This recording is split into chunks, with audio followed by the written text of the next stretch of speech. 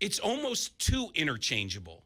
Like your 7-hitter could be your 2-hitter. Right. That shouldn't be on a great team. We should know who your top 4 are. That's a great point. That's kind of how I looked at it. It's nice that it's interchangeable. I had a conversation with one of the Cubs people about this. It's nice that it's interchangeable. It's also maybe a detriment. Like we should know who your top 4 or 5 are.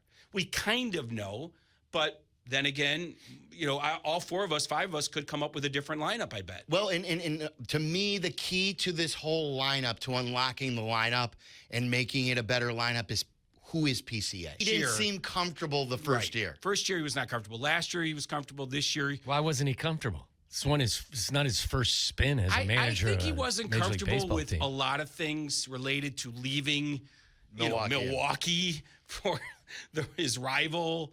And all the stuff that went with that. Give you 11 million reasons why you should be comfortable. Right. Well, he got there. It did seem to me, Jesse, like the first year he felt like he was managing the opponent. Yeah, I agree that he with wasn't you. managing his team. He was managing the opponent. Like they brought him in to manage the opponent, his rival. Yeah. And now it became, I think, last year, especially in the second half, it became his team. Yeah, I think. And now you're there's more ownership in it, and he is now the Chicago Cubs manager. I think the biggest thing that he is involved in terms of how is he adding wins is understanding Wrigley Field. I think he's done a great job of realizing, even though he played there and managed there, it's different until you live it. And the volatility that is Wrigley Field, it feels like it's gone up even a little bit more the last 2 years. I think he's done a great job, and they are just diving in daily. If the wind's blowing in, if it's blowing out, if it's cold, it's warm. I think it's worth a couple wins. Well, I think his roster, the use of his roster, knowing all of that, and then knowing that you were an elite defensive team and you ran the bases well, just thought he did a much better job putting his team in position to win. Yeah, and I think it's going to be even better this year. I'm so glad they did not trade Shaw or Hoerner, because now you have that extra. That's what championship caliber teams do. They keep their depth. Yeah. They don't trade from it. They keep it. And then they add Edward Cabrera to everybody. There's going to be an injury. So Shaw's going to play more than just in right field. I mean, he's going to, whether it's Dansby Swanson gets a couple more days off, whatever the case may be. I just feel like they're going to move some pieces around and keep people fresh. For sure, especially Bregman. I mean, Bregman will fight it, but he's not 23. And you want him off his feet a little bit. He still can DH. Doesn't mean he has to sit. So I think it's prime. I mean, people ask me out there when the game started up, especially more fans around, and when I come back home here, and I'm going back this weekend, is this the year? And, of course, I can't say they're going to overtake the Dodgers, but I'm going to use the Theo phrase when it comes to the division. If not now, then when? If they don't overtake Milwaukee this year, then when? Because it's not going to get much better in terms of payroll. This is what they spend. They're not spending like the Mets or Dodgers. They're not building towards some big purchase, and their payroll is going to explode. This is what Jed's been building towards since 21. Don't you feel, though, that even though the Cubs are, quote, a big market team, they don't spend truly like the top tier big market team, and then the opponents like the Mets and the Dodgers will be brought back to them, and that will even equal the playing field a little bit more? Because, if there's going to be a ceiling of a salary cap or something, it will be more in the $250 million, $275, right? Yeah, for sure. And that's a lot less than the Dodgers are currently spending. Yeah, and I think Jed will do well in that category because he's already done well. He knows that's their category. That's their category. So until that happens, I'm not thinking about the Dodgers. I'm thinking about the Brewers. And okay. I don't think we can underestimate the Brewers. But I'm not. This is certainly, if not now, when I wouldn't underestimate the Brewers, but yes, I know you both have said it. If not now, then when? I mean, come on, it's time to choke them out. Of course. We could say that, though, but will it happen? Well, if it doesn't, shame on you guys. Shame on both of you. Shame on them last year. You too, both of you individually. What was it, like June 1st that I declared it over? What was it? I've seen enough. Remember that one? Tried to turn that into one of your segments. I've seen enough. And then the Brewers went right by him. Oh, that the Cubs, I remember this. Yeah, it was a weird take. If they get off to a slow start, I hope to God I hear a bunch of "I got dressed up for Tina" drops. That's what I want to hear. If they get off to a really slow start and you're trying to explain in a way, I just want to hear "I got dressed up for Tina." I am so excited to watch them on defense. I know that's not the sexiest thing to say, But I was talking to Dansby about it, and he's like, he had a kid in the offseason. He came later to spring training than other guys, but not late, just later because of the kid and everything. And I asked him, what did you do since game 5? And he goes, I haven't picked up a baseball, but I've hit. And then he went out there and took infield practice, and it looked like he looked like he was riding a bike again. You know what I mean? Like, these guys on defense are so good on this team, are so good. And just in the first few days of watching them, I was like, getting so excited just to see it happen because I think Shaw's going to be good in the outfield. And all of a sudden, you're going to have one of the best defensive teams we've seen in years. Tyler and I had a lot of different conversations on the ride to and from Indianapolis. One was a little baseball chatter about how the velo for some of the Cubs pitchers has been surprisingly elevated. Yeah, is that just because it's spring training, or has something occurred? I think it's mostly because it's spring training, and this is when you're at your strongest or building towards it. Do I think Shota's going to be at 94, 95 all season? No, I don't. But I could be wrong. Let's see. If you limit his starts, maybe that will keep his velo up a little higher than normal. Well, I don't think they're necessarily going to limit his starts. But, yeah, I mean, I guess if you limit his pitch count, that's a possibility. But Tyler Zombro, their director of pitching, has had a good effect. He's been there 2 years. So, yeah, of course. Look, Brad Keller added 4 miles and then went out and got rich. Yeah. So the Cubs do well with those kind of reclamation projects and guys trying to find themselves again like Shota. But to pretend like they're the only team adding miles per hour, no. Anybody that's good. Paul Skeens is probably this is competition. It's at least it's important to acknowledge that they're doing it as opposed to not doing it. Definitely. You know what I mean? So without a doubt. And look, their pitching infrastructure has proven to be pretty good these last few years, especially under Tommy Hotovy and now Zombro. So defensively and on the mound, I like it.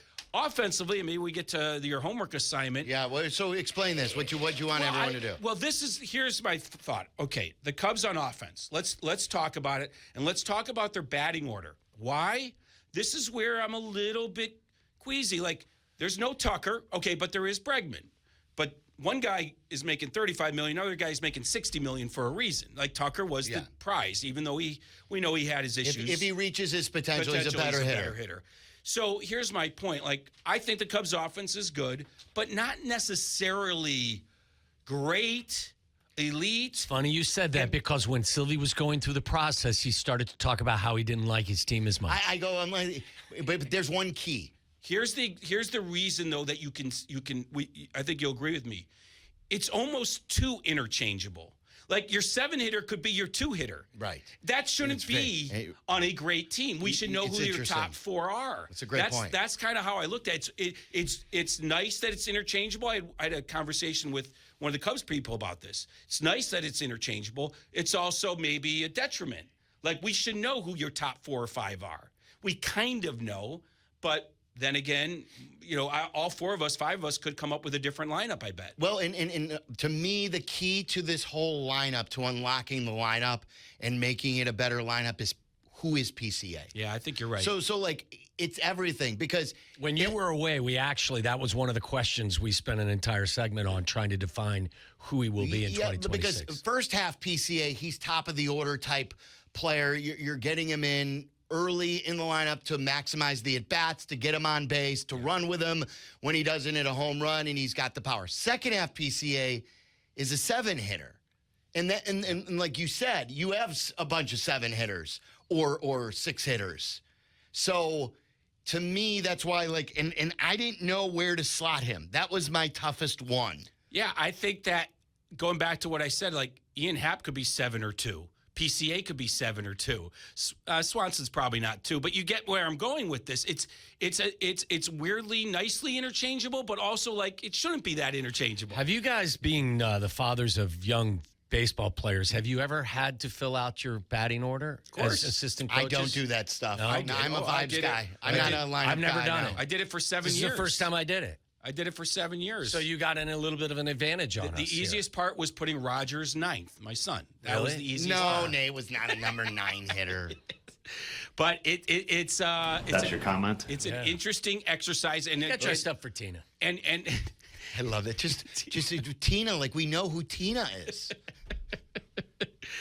Because he didn't know her last name. That's why he didn't He's use like, it. yeah, I dressed up for Tina. Well, I didn't. You said who's Tina, but you know Tina. I don't know Tina. I thought How you- would I know who Tina is? Oh, yeah, baby. I never seen Tina. Who is I see Tina? Tina She's all the very time. nice. She's on Fox. Yeah, she's on Fox with local Kanellis, Fox. or Yeah, used to be with They didn't Kanellis. shut down the Lou's sports at department after NBC. Lou left. Right. They Like, only- I they thought only they were just pretended like, like it. say Lou's gone. We're done. We're done. No, they do a great job over there. I'm kidding, Fox. I love you Even guys. if Jesse doesn't know who they are, he still enjoys spending time with them. Yeah, we know Cassie. We know, like, Cassie Carlson, we see her all the time around the so Bears. you should be seeing Tina. But I wouldn't say, hey, I dressed up today for Cassie. Who the hell would, no one would know who the hell I'm talking about. Cassie. You dressed up for Cassie. That's okay. You got to say, I dressed up for Cassie Carlson on Fox 32. I dressed up for Lou Under Kanellis. false pretenses, and you won't get a second bite at the apple. Jerry all of a sudden piping Why, in. Jess, I told you this was gold. I this is acknowledged good. it as soon as it This is happened. good. All right, so we're off track here. I asked you No, guys. not really. I think we're right where we need to probably be. are. I asked you guys for your lineup with a righty on the mound, and if We're not going. We're not. I didn't get that. We're not going too deep. Give Well, us I a was gonna say, general well, lineup. extra What kind credit of if you- exercise is this then? extra credit for a lefty. That's all I was going to say. No. So what? Give me your lineup. How about, like, I don't know who's going to pitch. They've kept it a secret, so I've had to turn in my lineup. You're All right. going against a right hand. Here's my lineup.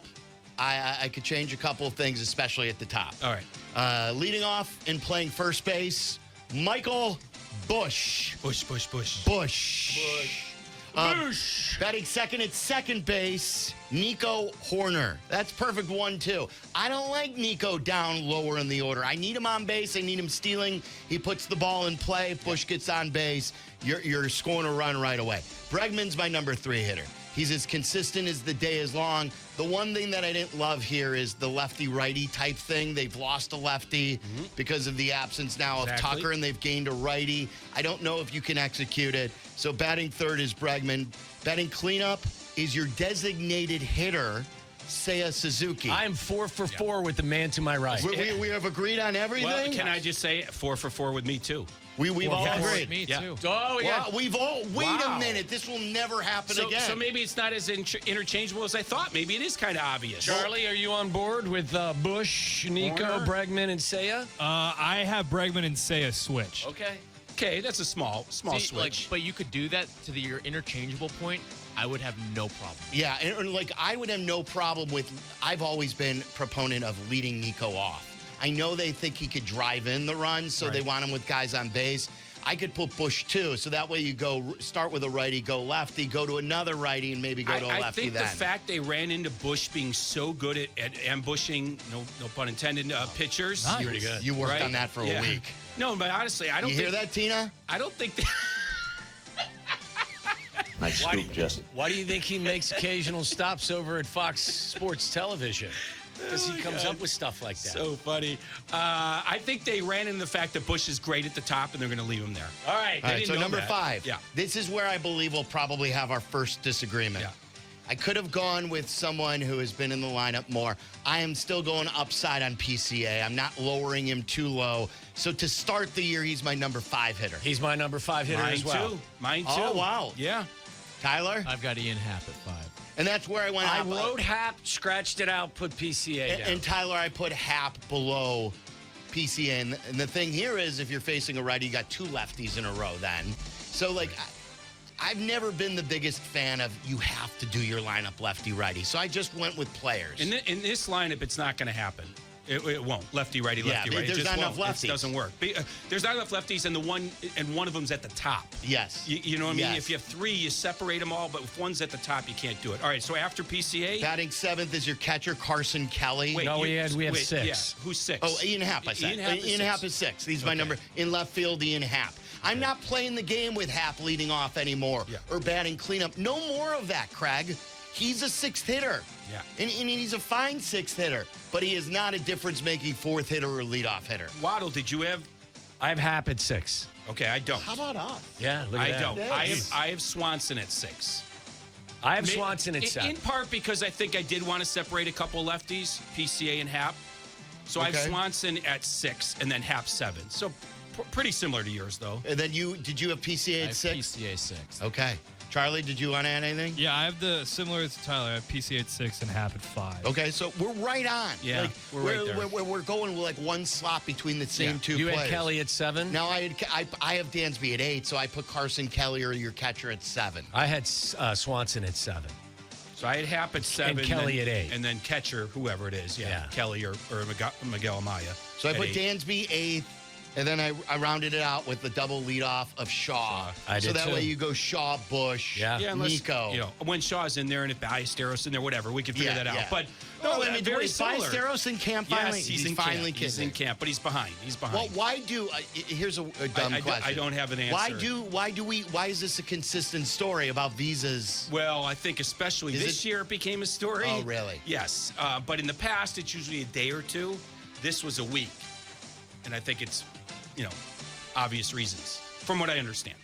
I had Shaw at 9. Yeah, so we were very similar. So we were all very similar. The one thing, talking to Cubs personnel, and this is just a small thing, Bush and PCA need to be separated by 3 or 4 batters. So late in the game, they don't bring in a lefty, and all of a sudden they're in the same inning. And but you guys did that. You separated those two. I'd say when a lefty starts, your Hoerner probably is your leadoff guy.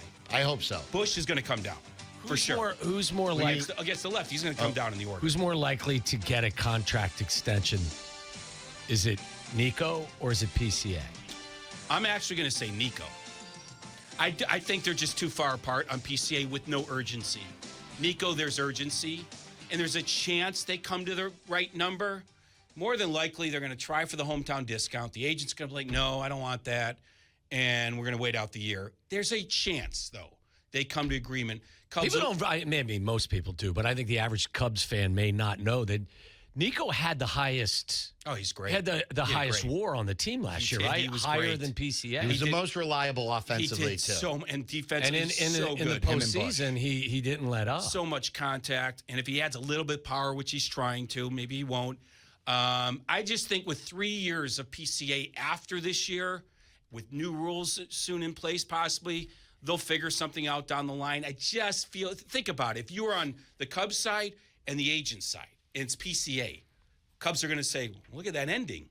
The agent's going to say, look at that start. If I was the Cubs, I'd be in no rush to break the bank. Yeah. I just wouldn't. And if you're PCA, why would you either? Because don't you think that you're going to do better? A smaller agency, this is where we get in the weeds, might be like, hey, PCA, let's take the money at $90 million or something, $100 million. He's with a big agency. He's going to get a couple $100 million someday. It just won't be, I don't think, this camp. All right, what about the White Sox regarding, was it yesterday Montgomery homered and hit it pretty far? Was it 2 days ago? I saw the Montgomery home run. I think it was yesterday because he was sick for a couple days, got back in there. The offense leads everything. Grapefruit League, Cactus League, their backups, Sam Antonacci, their prospects. They're beating the Dodgers right now 3-1 in the 5th. Dodgers haven't lost. Watch out. That's right. I do like the carryover on offense. And look, they're going to have a moment in March that's going to look bad and might look bad in April. But the way they ended the season on offense, the way they started the spring training on offense, how deep they are, they're winning games. Like, there's a lot to be excited about. I think they finished 4th at least. I think they beat out the Twins. And then let's see. Let's see after that. It's not the strongest division in the world. I mean, there's a lot of questions about the pitching staffs. But offensively, there's some more answers than certainly we had a year ago at this time. A year ago at this time, we didn't know anything about their offense. Now they have an infield. Who do they have that we know they're going to be better? I bet on them to win 70 games. But they still won't be contending or probably not. So who are some of their best candidates to flip? That you think if they have a good year really could be sought after and bring them back another good prospect or two to really finish this thing off? Well, first of all, if you wanted to trade one of your catchers because you have 3, but really it's 2 that are really good. I mean, Teal's, or Corey Lee is not going to be as big a part of the mix as Teal and Carroll. Austin Hayes would be the guy to flip. You're not flipping young players. So there's not many. There's Austin Hayes, and maybe there's a bullpen too. Yeah, I was going to say, is there a pitcher? I mean, Sir Anthony Dominguez, the closer. That's perfect, right? Yeah. I mean, but much less than in the past where we were debating Luis Robert and all these other, and Benintendi.